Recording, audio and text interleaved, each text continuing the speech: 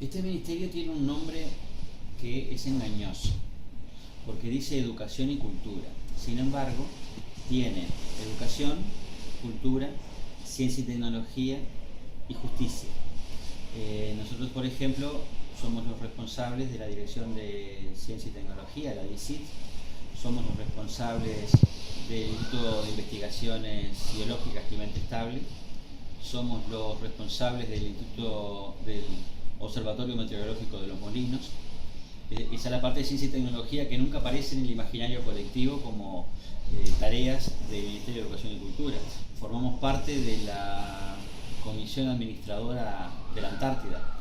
El Uruguay tiene territorio y tiene base científica en Antártida, y el Ministerio de Educación y Cultura, a través de la Dirección de Ciencia y Tecnología, también fomenta la investigación, el intercambio con los demás países en la región antártica.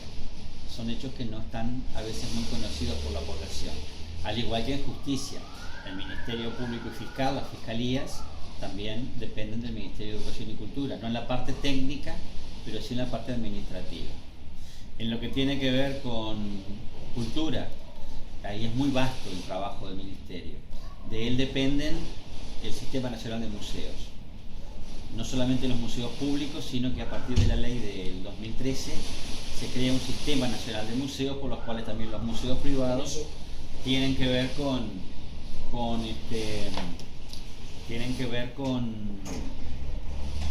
una orientación general, porque todo lo que tiene que ser museo es patrimonio histórico de la nación. Entonces hay que tener cierta unidad de propuesta de guión museístico, y por eso también los museos privados tienen una orientación por parte del Estado. También depende del Ministerio de Educación y Cultura, en la parte de cultura, las radios del SODRE, TNU, el canal oficial. Depende del Ministerio el SODRE, y por lo tanto todos los espectáculos, ballet, ópera, las escuelas de danza, tanto de ballet folclórico, danza clásica, escuelas para niños y para jóvenes, en lo que tiene que ver con la danza, dependen del Ministerio de Educación y Cultura. El SODRE tiene una vastísima responsabilidad en lo que tiene que ver también con el cuidado del patrimonio, en lo que es llamado en dar el Museo de la Voz. Tenemos decenas de miles de horas de grabación de las radios del Uruguay, de programas importantes. Hace unos años atrás, el Día del Patrimonio justamente fue el patrimonio inmaterial que es la radio, y ahí teníamos a disposición, y fue promovido desde la voz de Zorrilla de San Martín recitando la leyenda patria, hasta Solé cantando el gol de la victoria de Uruguay al Maracaná. Eso es una parte también que no es muy conocida, y el Ministerio, a través del SODRE, se preocupa de las tareas referidas a la salvaguarda de nuestro patrimonio en la voz. También dentro del ámbito de la cultura tenemos la Dirección de Cultura, y a través de ellas las conocidas fábricas de cultura, que es donde la ciudadanía puede expresar el deseo de salvaguardar distintos oficios que están en riesgo de extinción, como por ejemplo el tejido en cardo, el trabajo en lana cruda,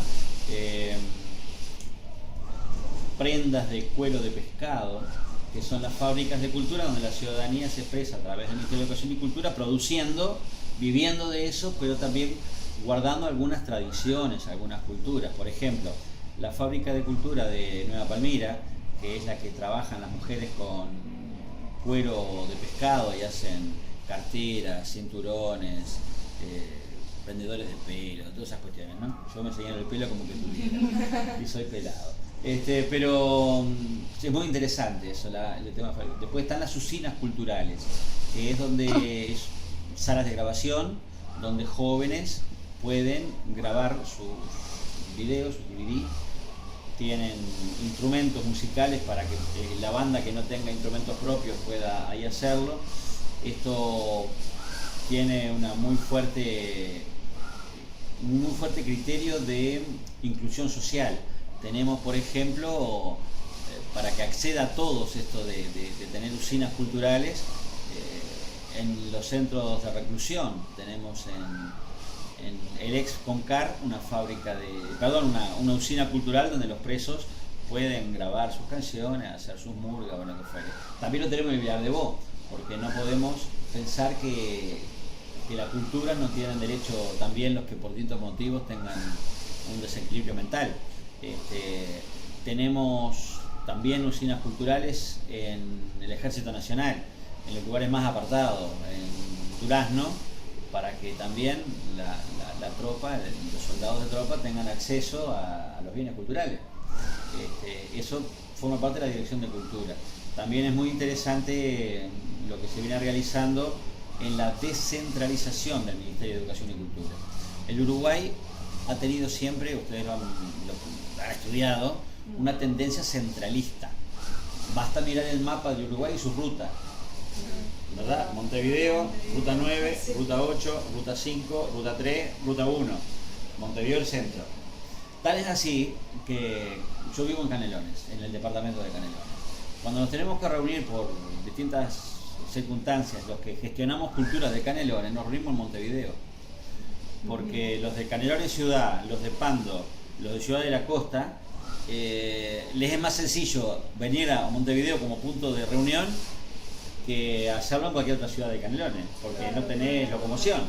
Bueno, entonces, de la misma manera, el Ministerio de Educación y Cultura fue concebido históricamente como un lugar de centralización de la cultura. Acá tenías el SODRE, acá tenías la radio, acá tenías el auditorio, Nosotros estamos ahora haciendo lo que se llaman centros MEC.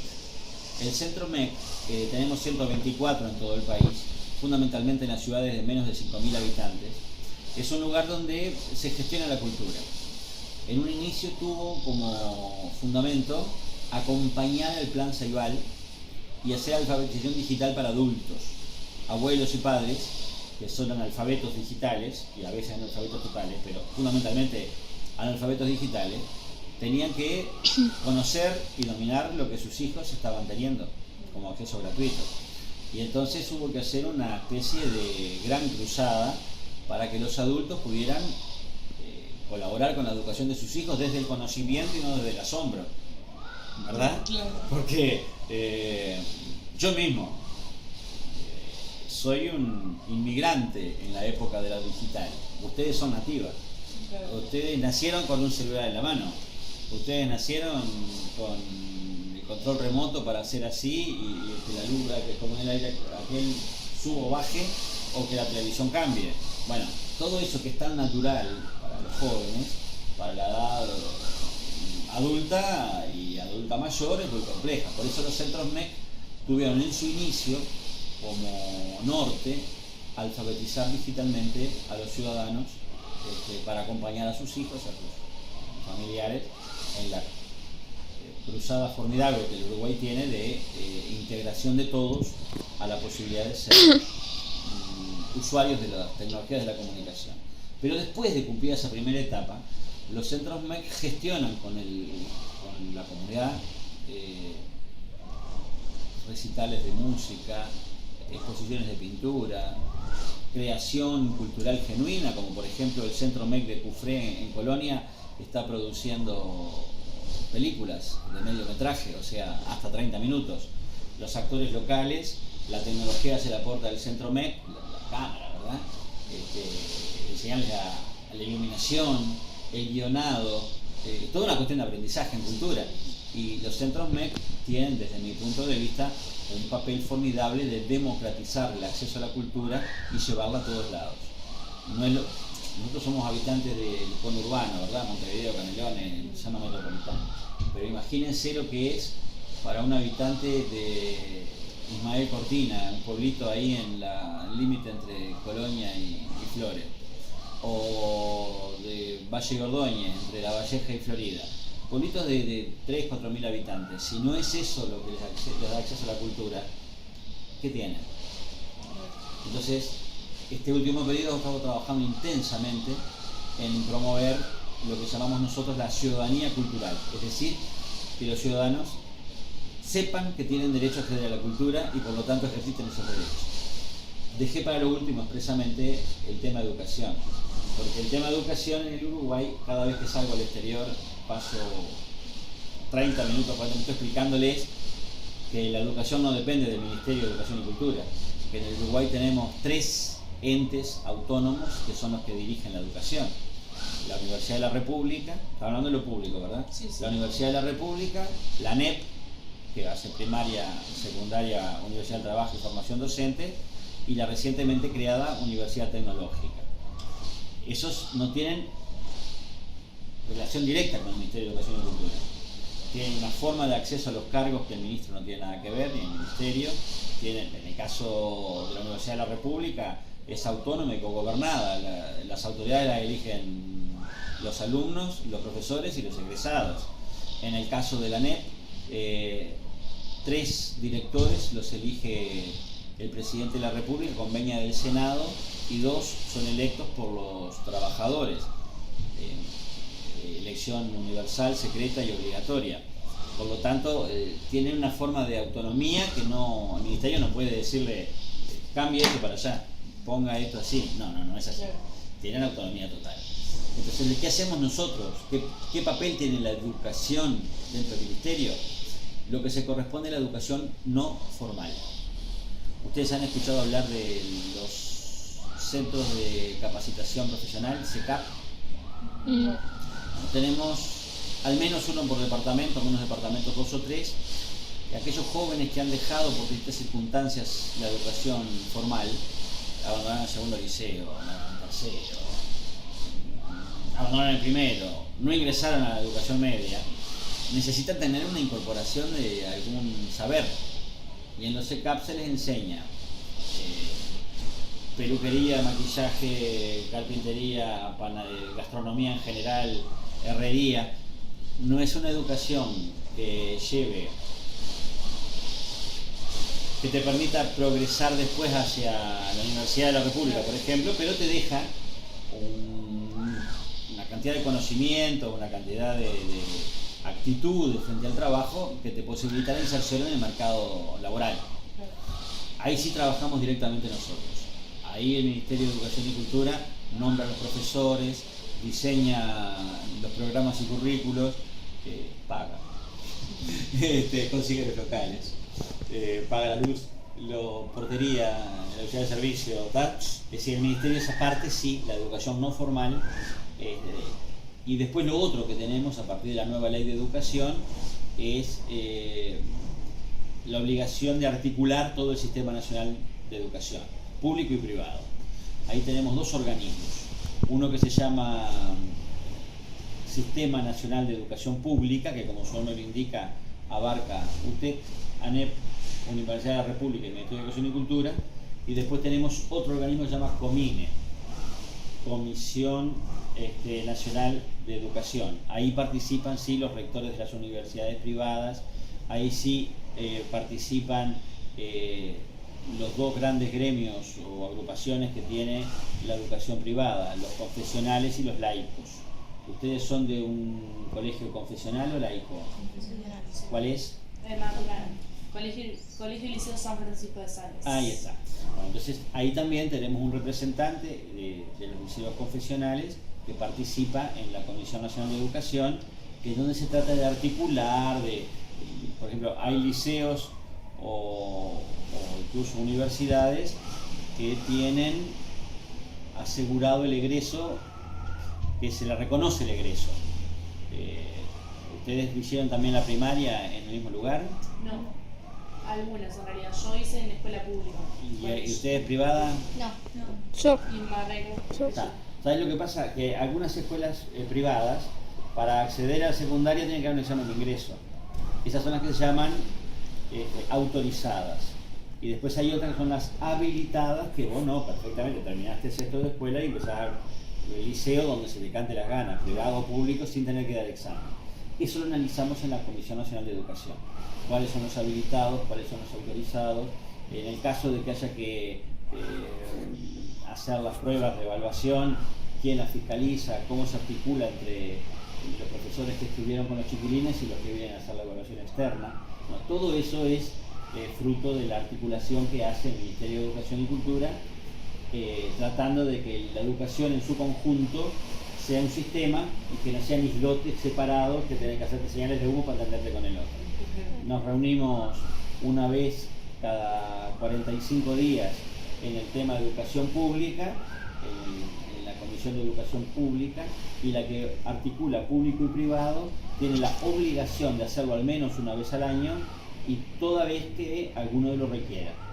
Vamos a suponer, como pasó hace poco tiempo, los rectores de la Universidad Católica y la Universidad de la Empresa pidieron que se reuniera por unas nuevas carreras que querían tener. Entonces querían explicar un poco ahí, se reunió toda la comida para estudiar eso porque a pedido de cualquiera se tiene que reunir, claro, y obligatoriamente una vez al año.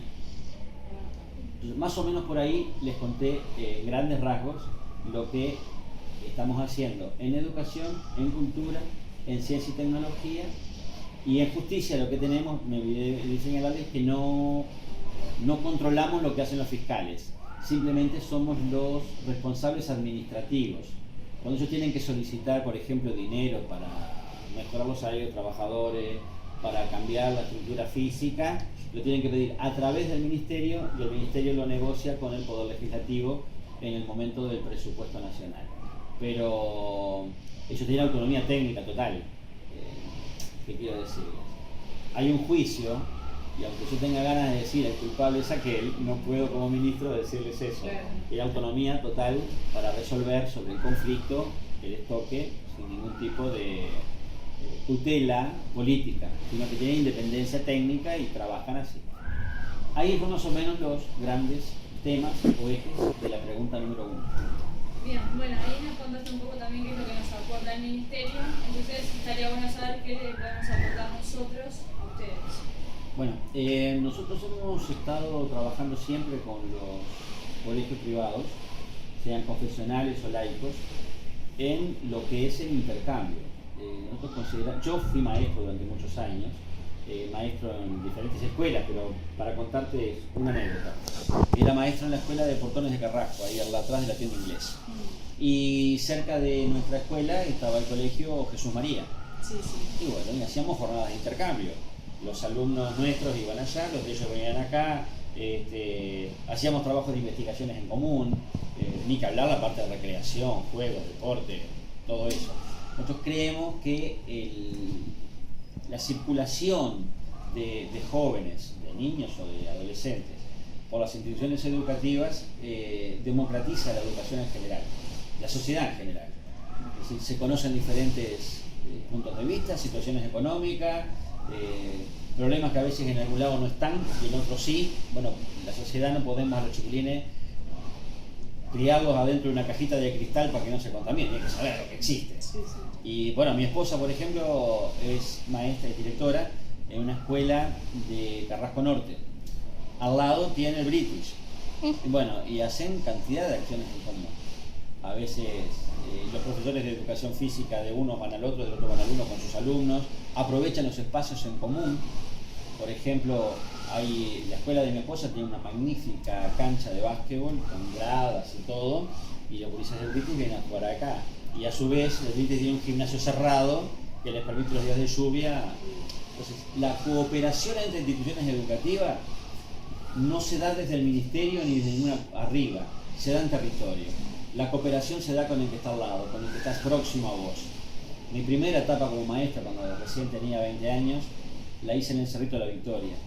Y al lado de la escuela mía, de la escuela Gran Bretaña, había un colegio privado, el Misericordista, con el cual trabajábamos también muchísimo en común. Yo creo que la cooperación entre lo público y lo privado se da en territorio.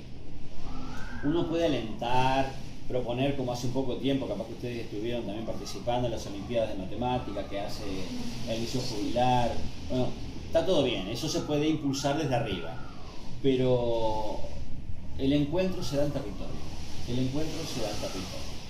Ahí es donde ustedes realmente se pueden quebrar prejuicios sociales. Mirá que mis hijos iban al Liceo 30. Liceo relativamente donde accede la clase media, más o menos, ¿no? Había una especie de enfrentamiento con el otro, los colegios privados de la zona, y a veces llegaban a actitudes de violencia, que no sé si partían de acá o de allá o de allá o de acá, no interesa. El tema es que no había convivencia armónica, entre otras cosas porque no estaban habituados a usar espacios en común. Cuando una directora en el Liceo 30, que tenía, aparte de hombros, cabeza, arriba, se dio cuenta que lo importante era ir al encuentro. Y entonces hicieron jornadas de integración, bailes, cosas que viste que te hace que vos de alguna forma entiendas que el otro es igual, aunque esté en una opción distinta educativa. Entonces, nosotros lo que hemos dicho siempre es que los consensos, los acuerdos, se tienen que descifrar en el territorio. No es por decreto, no es por ley. Vos podés por ley o por decreto ayudar, colaborar, pero queda letra fría si no se visualiza en el territorio. Eso creo que es lo más de cooperación que puedo hablar. Y por supuesto, el poner en uso común lo que tienen públicos y privados como fortalezas. Por ejemplo, la Facultad de Ciencias, no sé si la conocen dónde está ahí cerca de Euskal Herria, digamos a unas 4 o 5 cuadras de Avenida Italia y Mataojo. Sí. La Facultad de Ciencias es un laboratorio de película, lo más avanzado que hay en el Uruguay después de Clemente Estable. Yo he visto con satisfacción el decano Cristina convoca a colegios privados para que utilicen los laboratorios de lo público. Ni que al lado de la escuela 317 que queda enfrente, que es pública, o el liceo 32, que ellos lo usan a menudo, pero también tiende puentes a la educación, porque la educación más que público-privada es educación. Y eso hay que tenerlo claro, ¿no? Entonces, la sociedad, ¿qué tiene que hacer? Decir, no, esto que lo tengo yo no lo presto, no lo muestro. No, yo creo que tenemos que ser generosos todos, y a veces hay fortalezas en el espacio público que no lo tiene lo privado, y a veces a la inversa. Es muy difícil, por ejemplo, que un colegio privado tenga un observatorio meteorológico como tenemos el Ministerio de Educación y Cultura, que está abierto a todos. Entonces hay que usarlo, poner a disposición de lo privado las fortalezas de lo público, o viceversa. ¿Está? Creo que por ahí está el tema de la cooperación. Bien, y con respecto a eso también, la otra pregunta era si consideras que la educación pública es mejor que la privada o viceversa. No, mira, ahí tenemos que hacer una cuestión, no cortar por lo público o lo privado, sino mirar las trayectorias educativas y lo que yo denomino capitales culturales de inicio. Depende de dónde tú vivas, lamentablemente es así, tenés una tendencia, una coordenada de qué expectativas de capital cultural tenés. Yo estuve haciendo estos días algunas barriadas porque estamos de campaña política. Y fui a unos barrios a la salida de Las Piedras. Gente macanuda me invitaba a pasar a la casa, ranchito, todo bien. No había un libro, no había una biblioteca. Entonces, esos niños que se crían ahí tienen los estímulos necesarios para... O sea, tienen un capital de inicio para iniciar la travesía de la educación muy disminuido, muy disminuido. Entonces, si yo tuviera un colegio privado ahí, de la mejor nivel, el alumno igual tendría el capital disminuido, cultural inicial, estaría sometido a la violencia del hambre o de la mala alimentación, estaría sometido a la violencia del frío o de la humedad. ¿Verdad? ¿Entendés? Sí. Que salí y está con el barro por acá.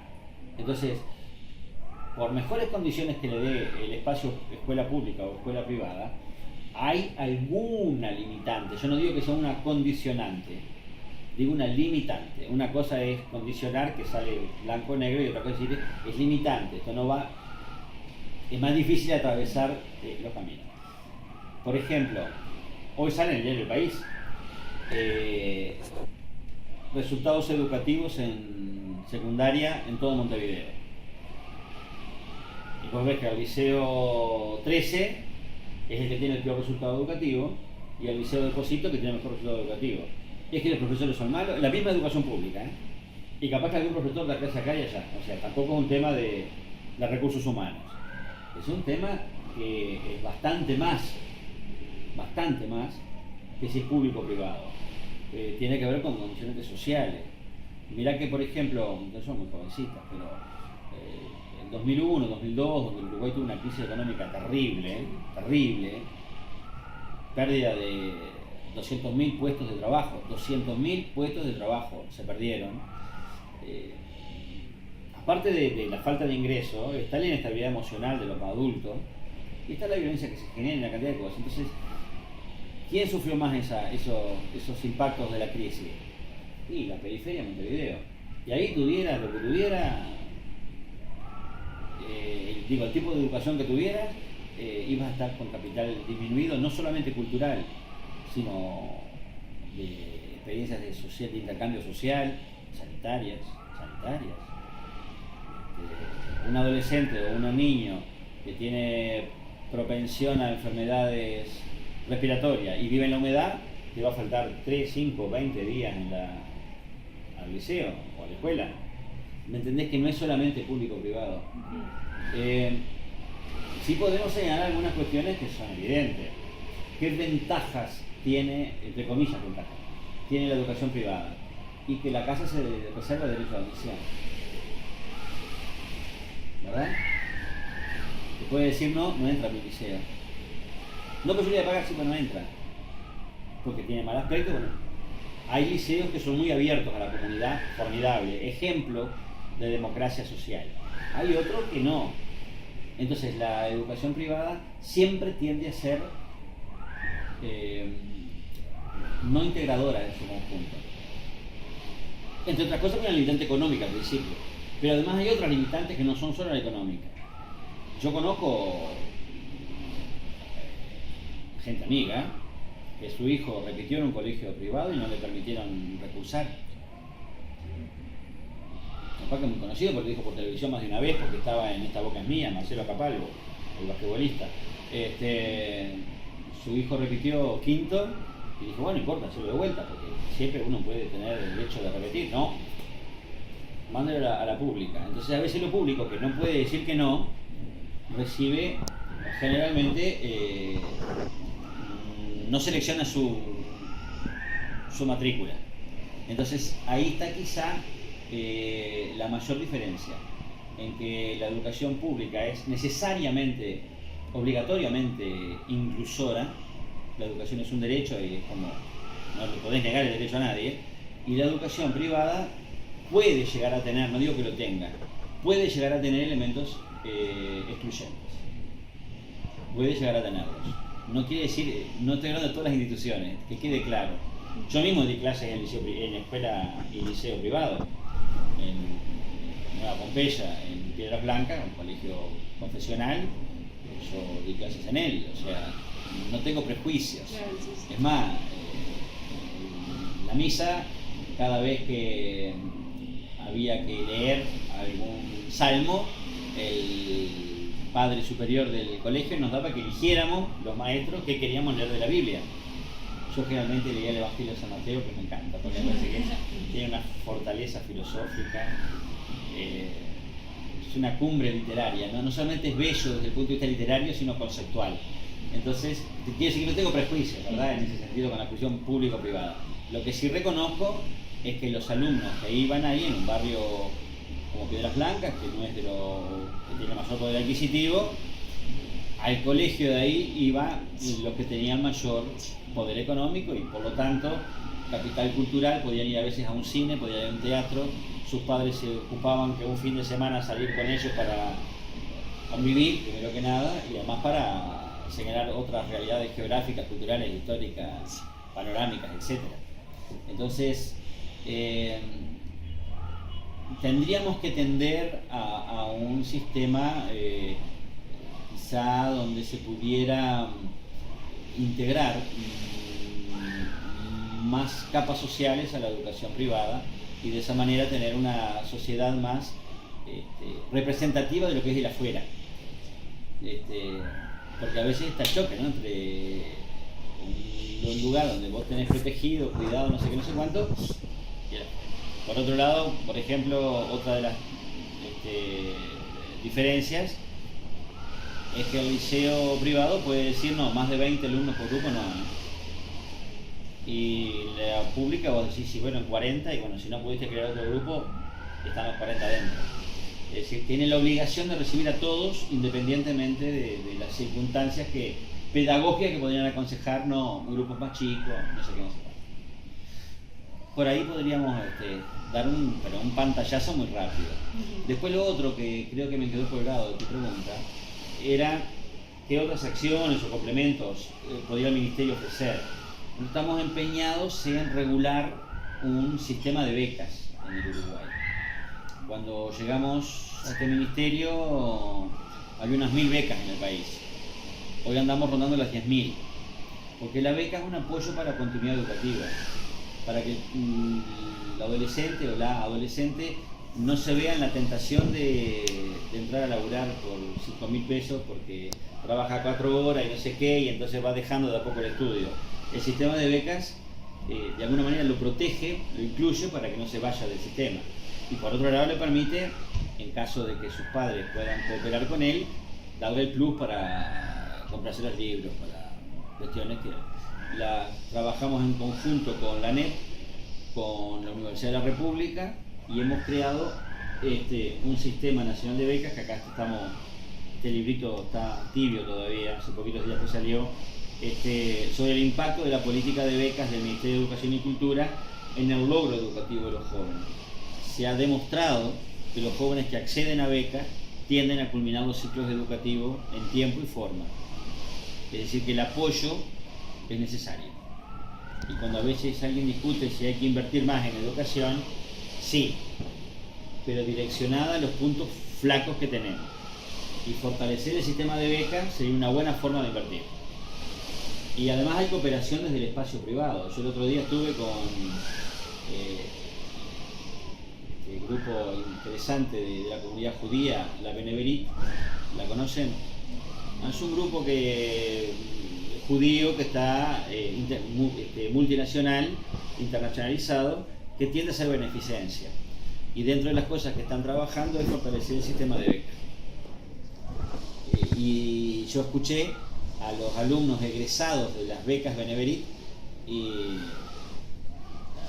se te corren las lágrimas, la emoción, porque muchachos que pensaban dejar de estudiar, gracias al aporte que le hizo del ámbito privado, en este caso la Beneverit, habían logrado terminar su bachillerato y hoy eran, ¿cómo les puedo decir?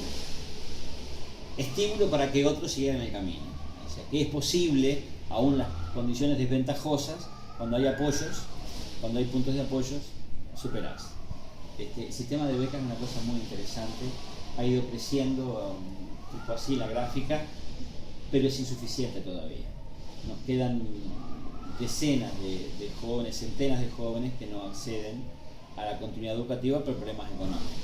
Ni que hablar en el medio rural, ni que hablar en el medio rural, donde a veces el problema es la falta de locomoción, porque ahora el gobierno les ha dado el boleto gratuito, y esto es lo que dice, te subís en primero y te bajás en sexto. Está muy bueno eso, donde hay ómnibus.